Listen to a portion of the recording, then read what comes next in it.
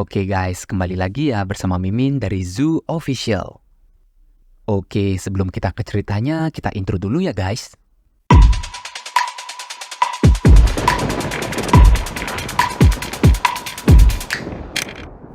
Hei, apa yang kalian lihat dariku? Tanya Katio. Seperti biasa, Velkis langsung mengancam Katio dan mereka lanjut berdiskusi.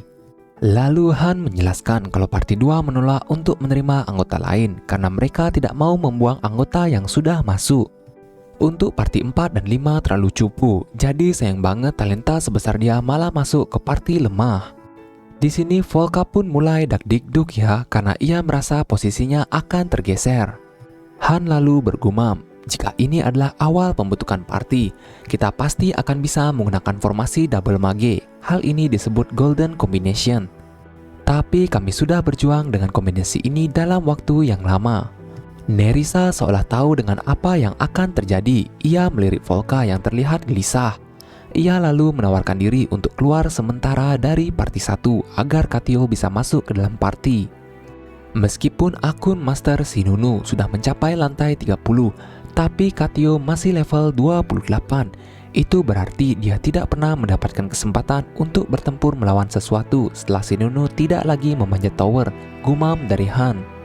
Lalu Ysel membuka Spational Rift dan mentransfer mereka ke lantai 28 yang gunanya untuk melihat seberapa kuat mage yang baru ikut di dalam parti 1. Baiklah, jadi tunjukkan apa yang kau punya, Magic Engineer, ucap Han. Oke, jadi misi kali ini di lantai 28 untuk membasmi monster yang menyerang. Baiklah Han. Ia hanya memberikan instruksi untuk melakukan seperti biasa sesuai dengan formasi. Lalu dengan cepat Katio menggunakan segel tangannya. Bahkan sampai Volka yang seorang mage terkejut dengan kemampuan Katio yang dapat dikatakan high level mage. Lalu dari segel tangan yang dibuat Katio terbentuklah portal dimensi. Jadi portal dimensi ini gunanya untuk mengambil senjata yang ada di Tonia. Selama mereka berperang, tidak akan ada lagi kekhawatiran dengan kekurangan jumlah persenjataan karena diambil langsung di gudang Tonia. Melihat kemampuan itu, Han sambil bertarung terus bergumam dalam benaknya. Dengan adanya Magic Engineer, kau bisa memiliki akses tak terbatas ke semua item yang ada di Armory Tonia. Karena keterbatasan persediaan adalah masalah terbesar dalam pertempuran, kemampuan ini menjadi sangat berguna sekali. Volka berkata, sihir dimensi adalah sihir tingkat tinggi, lalu segera Han menyeletuk, Katio, tutup portal itu, sekarang kita tidak memerlukannya. Ya, baiklah, tapi melihat monster yang banyak seperti itu, aku tak mengira akan sebanyak ini. Baiklah, akan kutunjukkan kemampuan lainku, ucap Katio sambil memegang sebuah jam. Dari sihirnya ternyata Katio juga bisa membuat golem dan stone yang dipegang Katio itu berfungsi sebagai jantung dari para golem. Di sisi lainnya, Katio memegang stone yang lain.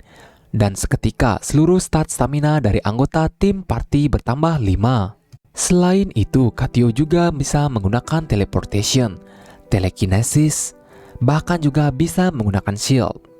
Counter spell juga bisa dia gunakan untuk mengcancel serangan magic dari lawan. Melihat segudang kemampuan dari Katio, Volka juga tidak mau kalah. Ia langsung membasmi dengan skill api masifnya. Katio segera menyeletuk ke Volka. Kau tidak perlu menggunakan potion itu, aku bisa menghealmu. Jadi inilah dia semua skill dari Katio. Dan sebenarnya mage bisa lebih gila lagi skillnya, tergantung dari imajinasi si mage itu sendiri. Yes, inilah dia Katio, sang mage serba bisa anggota baru dari party 1. Ya ini sih masih belum pasti ya, karena master saat ini masih mengetes aja dan mau melihat kekuatan sejati dari mage yang baru ia dapatkan. Jenna tiba-tiba berkata, aku kira mage hanya bisa mengeluarkan petir dan api saja. Velkis juga menimpali. Ia merasa Katio lebih berguna daripada mage satunya. Katio lalu menyeletuk, sihir yang kalian sebut itu adalah sihir tradisional.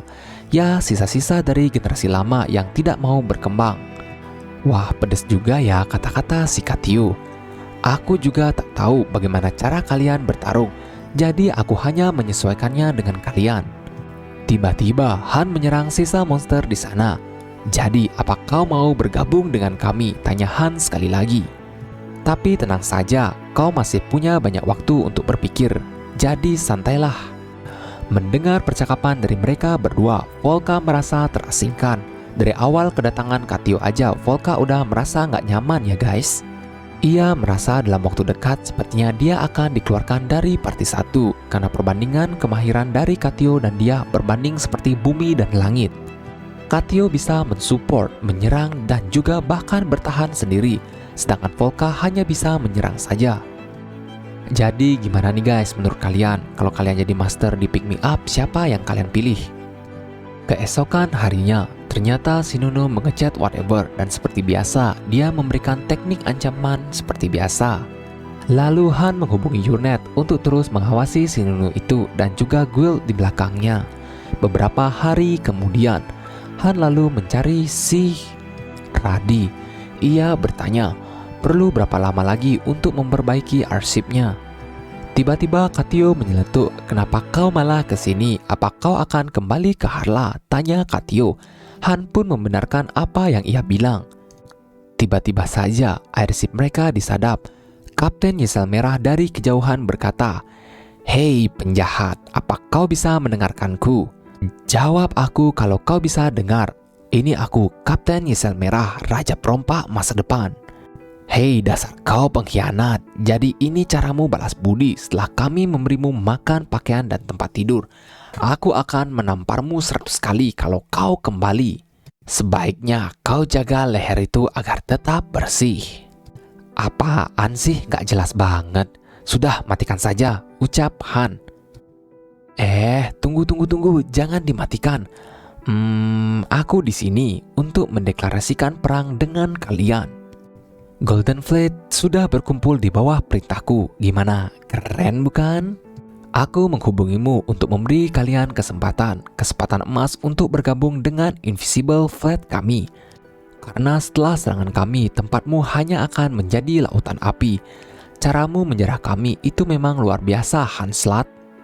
Deklarasi perang resmi, aku, Kapten Yesel Merah, akan berperang dengan kalian, para penduduk Tonia. Persiapan kami sudah selesai. Kami juga sudah menerima semua bantuan yang diperlukan. Kalau kau mau bergabung dengan kami, aku akan bilang langsung pada Master untuk menunda penyerangan. Katio pun memberi Han nasihat agar dia berhati-hati. Tiba-tiba Han menyeletuk, "Baiklah, akan kuhadapi peri itu. Jadi, siapkan arsipnya sekarang. Yurnet, siapkan senjata-senjata yang aku perlukan. Master di sini sedang offline, jadi ini adalah waktu yang tepat." Di saat Han sudah selesai bersiap, tiba-tiba Edith berpapasan dengan Han.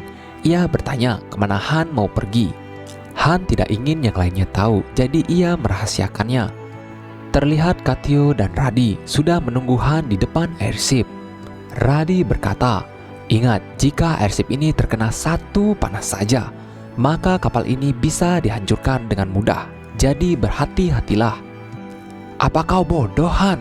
Sebaiknya kau tidak berangkat," tegas Katio yang berusaha menyadarkan Han. "Ya, kalian berdua tenang saja. Ini rahasia, jadi jangan beritahu siapapun di lobi ini." Han pun akhirnya berangkat. Ternyata ia berangkat seorang diri ya guys. Mode autopilot telah diaktifkan. Han seorang diri pergi ekspedisi. Lalu Han membuka lagi alat komunikasi airship-nya. Han berkata, "Katakan pada semua orang di sana untuk bersiap menuju kematian." Setelah beberapa lama perjalanan, Yesel Merah berkata, "Akhirnya kita bertemu lagi, Han. Aku sudah memberimu kesempatan kedua. Jadi, aku harap kau tidak menyesalinya." Ya, baiklah. Jadi persiapkanlah dirimu." Lalu Han membuka sarung tangannya. Ia bertanya ke Yurnet, "Apakah cincin ini ada masalah?" Yurnet dengan sigap menjawabnya, "Tidak ada, Master. Semuanya aman terkendali. Anda bisa memanggil senjata apapun yang Anda inginkan dalam sekali pemakaian. Tak peduli beberapa kali senjata yang Anda panggil, selama mana Anda masih mencukupi, maka itu tidak akan berdampak pada penggunaan kedua dan ketiga. Jadi Anda tinggal menyebutkan saja senjata yang Anda inginkan." "Baiklah Yurnet, aku mengerti. Nomor 47, datanglah kemari." Seketika, dari dimensi Nephilim mentransfer senjata tepat di hadapan Han.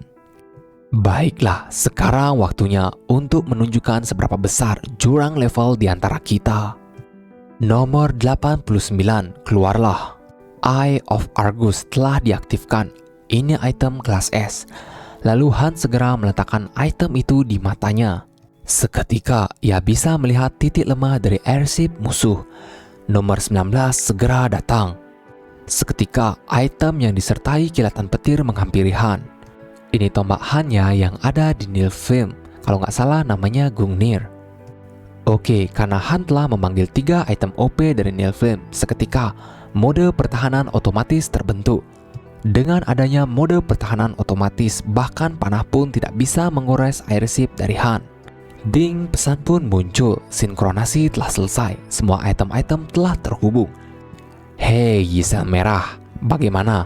Apa kau pernah mendengar istilah pay to win? Kapten Ysel malah nge-lag ya, nggak bisa berkata apa-apa setelah melihat apa yang terjadi di depan matanya. Silahkan, gali kuburmu sendiri Kapten Ysel, sambil Han melemparkan tombaknya. Dan boom, satu kapal telah tumbang. Apa? Teriak Kapten Ysel yang tidak percaya.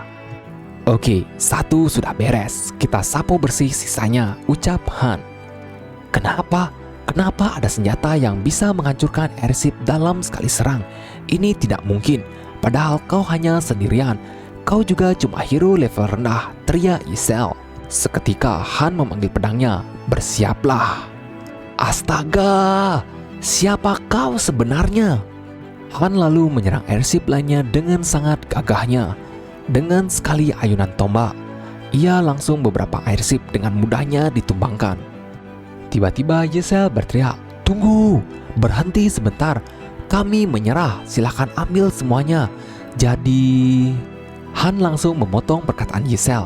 Yah, baiklah, sisa satu lagi, aku tidak akan memberikan ampun kali ini. Setelah semuanya terwipe out, terdapat beberapa NPC yang mencoba menjilat Han. Lalu seketika mereka menunduk dan berkata, "Maafkan kami Tuan, kami tidak tahu ada hero sekuat Anda, silahkan ke ruang kendali." Minggir kau, aku tidak suka dengan orang yang mencoba menjilatku. Sin pun berpindah ke ruang kendali. Oh, jadi kau sudah sampai sini ya, ucap Ysel Merah. Jadi jalanku hanya sampai di sini saja. Ini sungguh menyakitkan, ucap Ysel. Han malah di sini tidak peduli sama sekali dengan apa yang ia omongkan. Jadi, di mana kau menaruh bahan bakar airship, aku akan mengambilnya, ucap Han. Apa? Semua telah kau ambil. Apa tak bisa kau menyisakan sedikit untuk kami, teriak Ysel. Hei, apa aku terlihat dalam posisi bernegosiasi sekarang, hah? Oke guys, segitu dulu ya untuk pembahasan part kali ini. Menarik ya untuk ditunggu kelanjutan ceritanya hanya di Zoo Official. See you guys.